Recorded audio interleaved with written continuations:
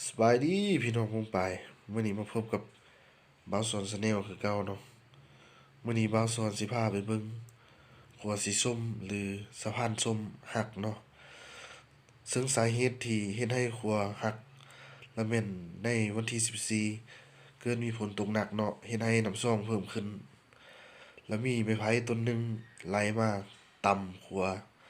จึงเฮ็ดให้ขัวแห่งนี้หักเนาะเดี๋ยวเราสิพาไปเบิ่งกันเลย